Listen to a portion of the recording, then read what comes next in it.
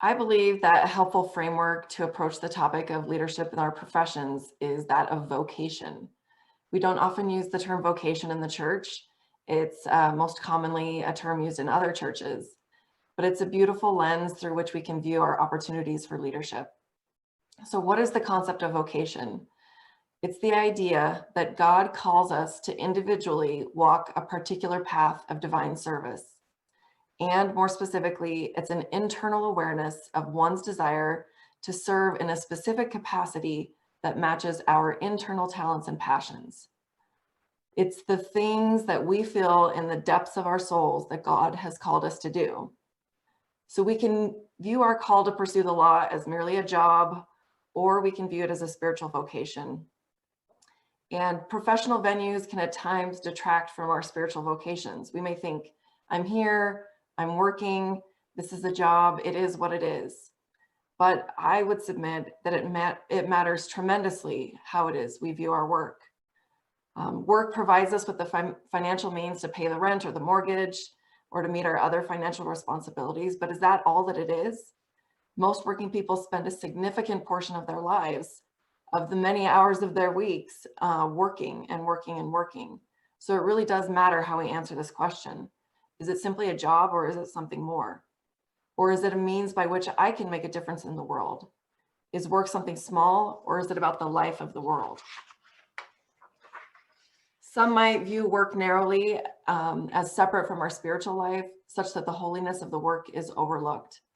But it's my belief that if you've been called to the law, you've been called here for a purpose, and the Lord has in mind a vocation for you. We can view work as a participation in the creative action of God, in the work of creation itself, and therefore as a means of sanctification. Work serves or can serve or should serve to facilitate and encourage us to become more fully human and therefore receptive to the divine. Work experience plays a tremendously important part in bringing us to the realization of the fullness of our existence and our potential as humans. And as the words of one author, Randy Lee, said, let me pull this quote up for you.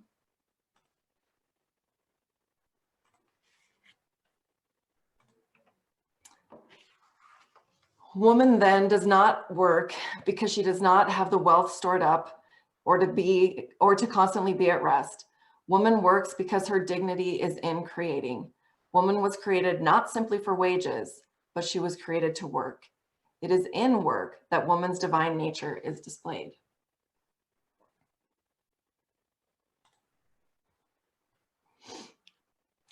This sense of work as participation in the act of creation as a means for realizing our full potential as humans, it comes from our creation in the image of God and the dignity of our lives as daughters of God.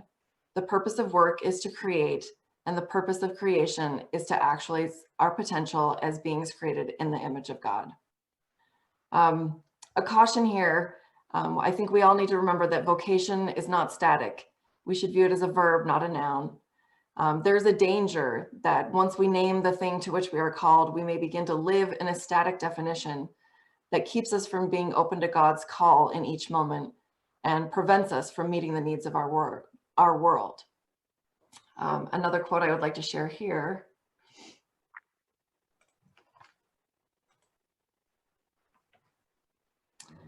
It might help to think of vocation as a verb rather than a noun. It is an ongoing attentiveness, an ongoing listening to an ever unfolding process called out by God. Our gifts are directions to us of how to engage with the world in this service vehicle of vocation, and they keep directing us as they, the landscape, and we keep changing.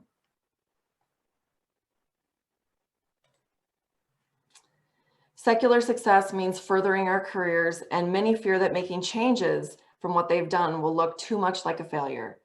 Related to this is the common fallacy that one author referred to as the "I've invested too much in this to stop now" principle. There's a temptation to stay in our current position long after it becomes clear that it no longer aligns our gifts and our desires with the needs of the world. These tendencies are aggravated by the fact that success in our careers is often measured by how much we have.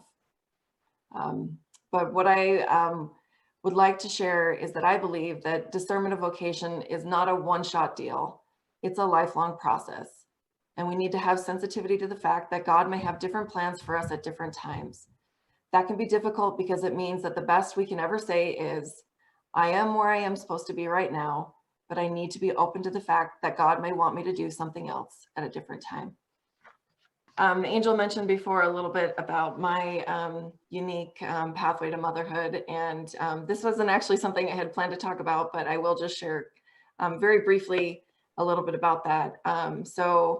I consider myself a new mother. I'm 44 years old, and I've only been a mother for a couple of years. After many, many years of many challenges in that realm, my husband and I were able to adopt 4 children, 4 siblings, biological siblings from foster care when we were living in Chicago. And they are wonderful, amazing children.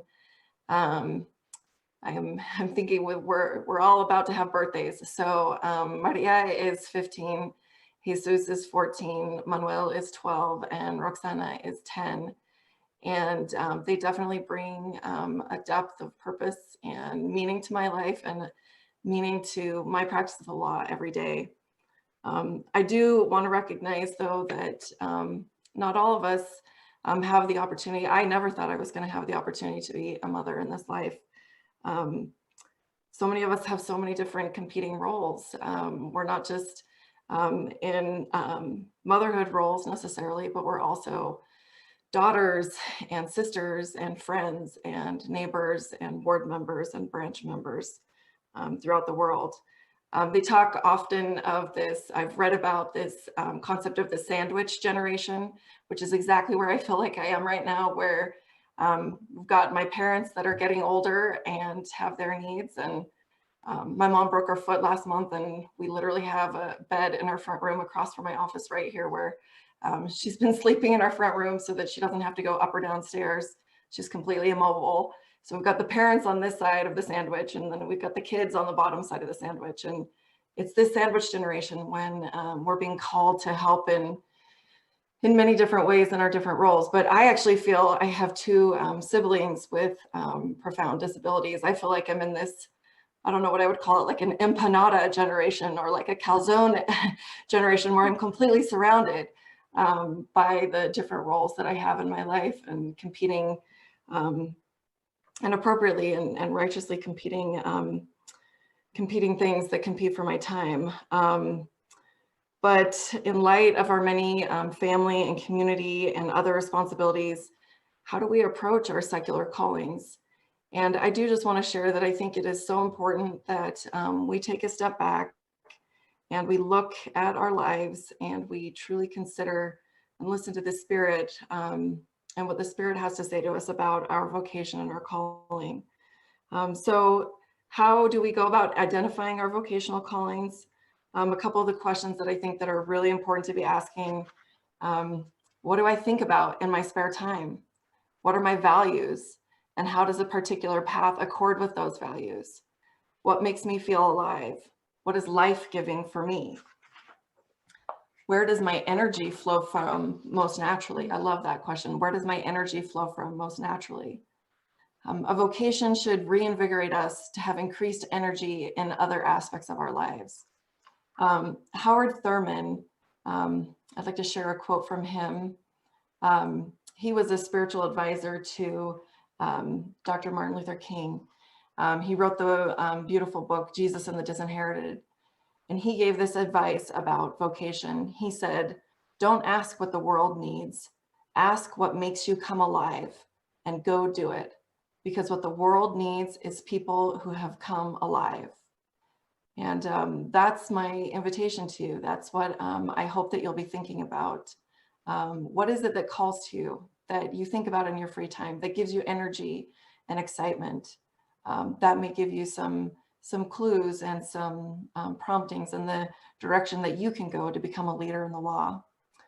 And I fully believe that our talents are developed as we respond to the calls to vocation and leadership in the law. And as President Mary Ellen Smoot, a former Relief Society General President, said, if we will faithfully accept our calls, our hidden talents will be discovered. I truly believe that. love hearing you reflect on your experience and the ways that they built on one another to bring you to the positions of leadership that you hold in the profession at this point.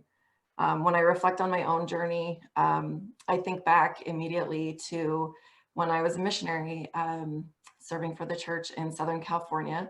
I was a Spanish-speaking missionary. And through the work that I did there, I came to know and love and appreciate so many individuals, Spanish-speaking individuals who were experiencing challenges in their lives as relates to their immigration status. And I decided as I was a missionary that I felt that I wanted to do something in my career, in my profession relating to immigration law, but I didn't know what. And that decision, I think, was really important that I made that decision based on my life experiences at that point, because taking that step forward and recognizing that decision that I'd made, I later felt that confirmed through the Spirit. And as I decided to go to law school and attend law school, I began to feel more and more called to immigration law. When I was in law school, just as a second year student, I began volunteering with Catholic Charities there in New York City. And I started volunteering and I became the coordinator for their undocumented children's project. And what this entailed was undocumented, unaccompanied children's project. So anytime there was a child who was unaccompanied alone in the entire New York metropolitan region, when they were came in contact with immigration law enforcement, I would get a call. Sometimes it would be in the middle of the night, sometimes it'd be on the weekend. I'd get a call and I'd go and I would do basically an intake with each of these children. Almost all of them were Spanish speaking. And I would ask them about their lives and how it was that they happened to end up in the United States alone. And just to see if there was any way that we could help them, that we could have some sort of legal basis to seek relief for them so that they could stay and be protected here in the United States. I worked in that project for several years, and if I'm speaking honestly, it was a very challenging experience at a very challenging time in my life. I was teaching early morning seminary. My husband was the bishop. I was going through infertility treatments. It was just a really complex and fraught period of time in my life. And after a period of time when I began working at Fragman, which is a business immigration firm, I decided that it wasn't the time and it wasn't the season for me to continue in that work with Catholic Charities any longer. And so with a lot of sadness, I let them know that I wasn't going to be able to participate in that any longer. And from that point, I really threw myself into my corporate legal career, working in a AmLaw 100 massive law firm, pounding the pavement, doing business development, working on business immigration cases for a variety of different types of businesses and employers across the globe. And I was really into that, and I was putting my all into it. I was on partnership track. I was raising in the ranks. And there came a period of time, though, a few years into that, I would say about 5 or 6 years into that, that I began feeling discontent. And I began feeling that I was being called to do something more. And I started hearing so much in the news about the unaccompanied minors that were, there was a surge of unaccompanied minors who were entering the United States at that time.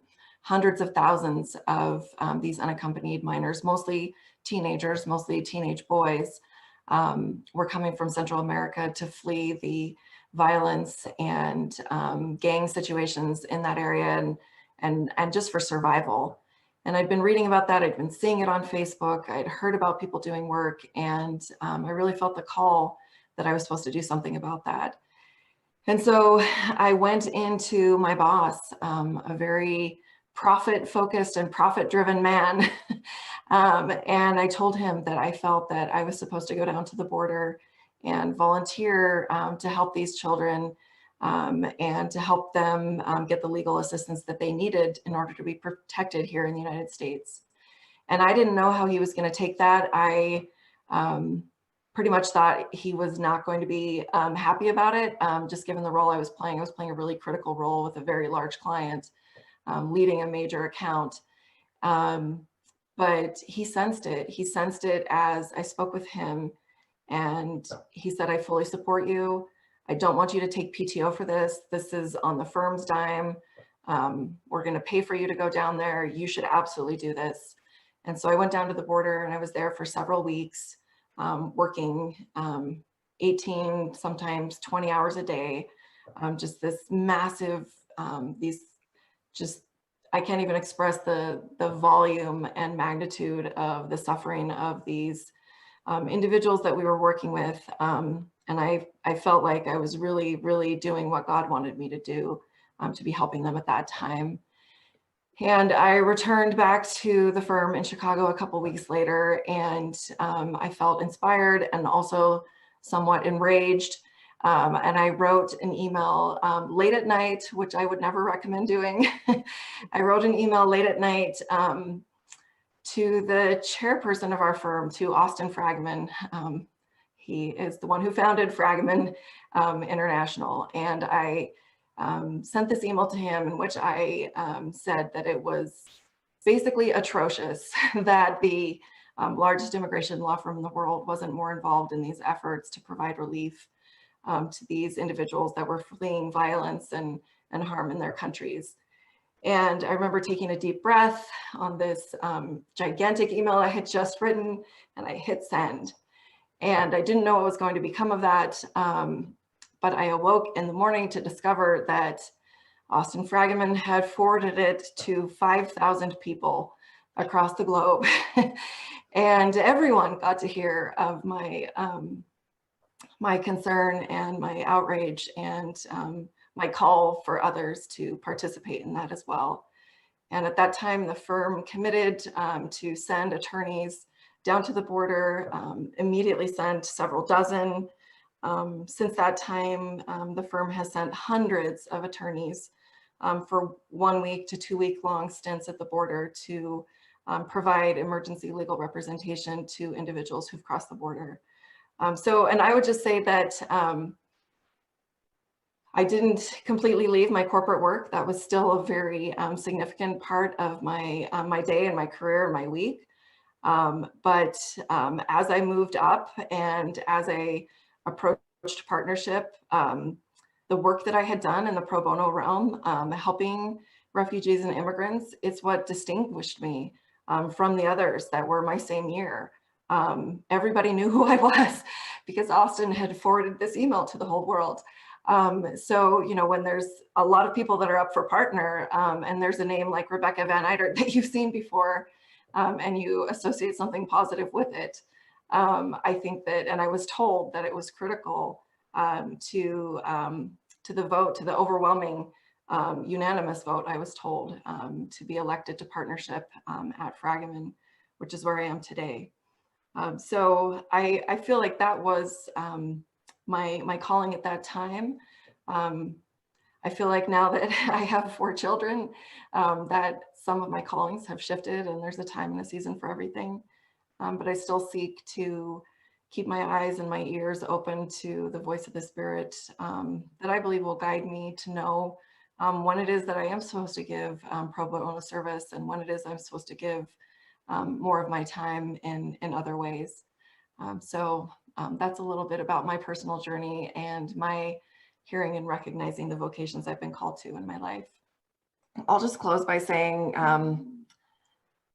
this is a quote from President Michelle Craig. She said, "Sometimes when I have an impression to do something for someone, I wonder if it was a prompting or just my own thoughts. But we need to remember that that which is of God inviteth and enticeth to do good continually.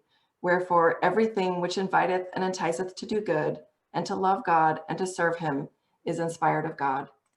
And my just final quote that I wanted to share here is from our from another General Relief Society president, President Eliza Roxy Snow.